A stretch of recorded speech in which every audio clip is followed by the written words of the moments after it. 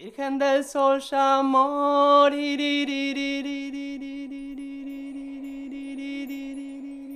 suis vraiment passionnée par la musique. Je suis passionnée de musique depuis petite. J'ai toujours eu l'intime conviction que le son pouvait guérir, sans en avoir réellement la preuve. Et j'ai avancé avec ça pendant un long moment, avec des moments de frustration, des moments d'abandon. En tout cas, je croyais, puis c'est revenu.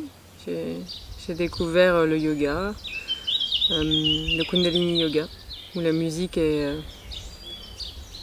très présente, elle est même centrale dans la pratique.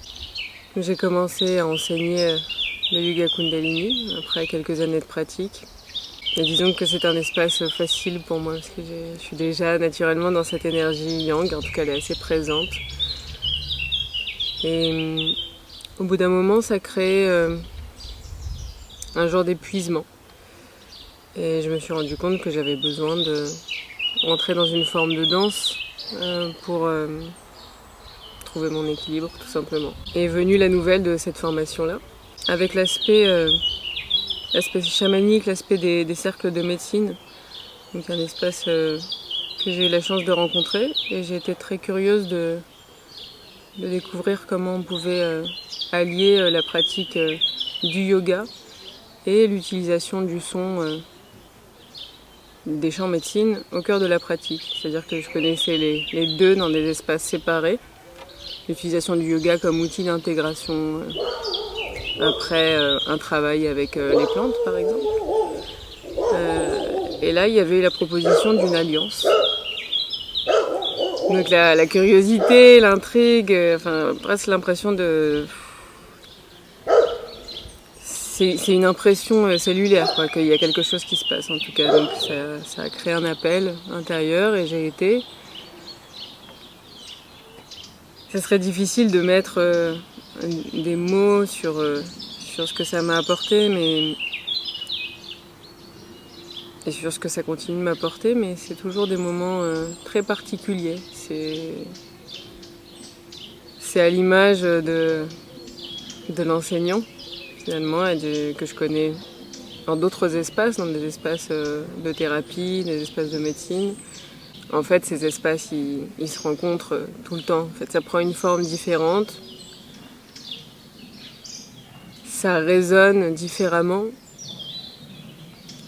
Mais c'est toujours aussi profond et toujours aussi... c'est percutant. C'est comme si il décochait une flèche.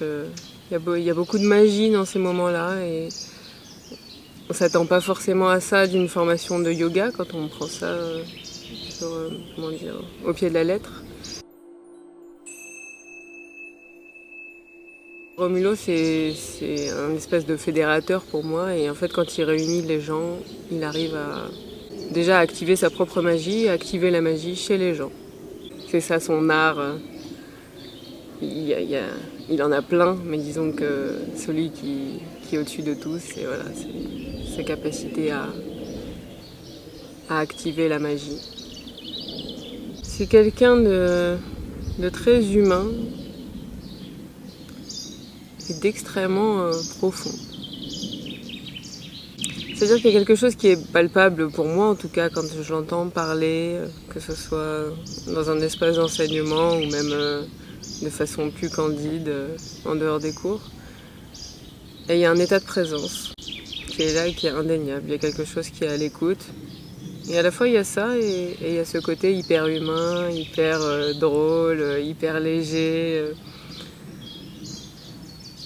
qui donne envie d'être en lien, en fait.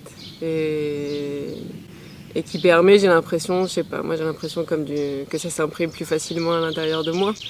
Parce qu'il y a plus cette distance entre l'élève et le professeur. Enfin, en tout cas, c'est pas un professeur sur une estrade, c'est un professeur qui est en face, à côté, et qui chemine avec. Et voilà, et qui écoute. Et qui est assez juste. Et c'est inspirant. de pouvoir voir et sentir cette justesse. Ça donne envie d'en faire autant. Oh Virgen del Sol.